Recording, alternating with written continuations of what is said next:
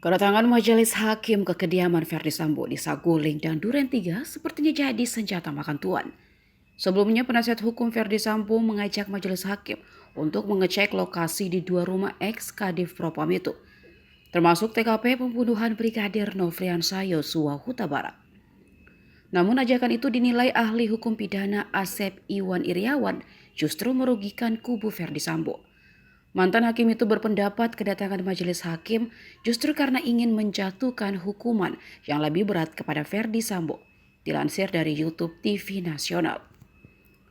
Menurutnya hakim tentu perlu melihat fakta di lokasi pembunuhan agar yakin dengan hukuman berat yang akan diberikan dan menyesuaikan dengan keterangan saksi selama ini di persidangan.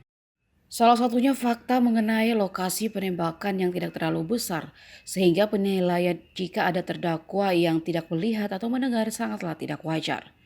Dalam tayangan kedatangan majelis hakim sebelumnya, Hakim Ketua Wahyu Iman Santoso juga memasuki kamar Putri Chandrawati yang mana saat kejadian penembakan mengatakan berdiam diri di dalam kamar. Kondisi pintu kamar diakui Putri tertutup setengah saat itu.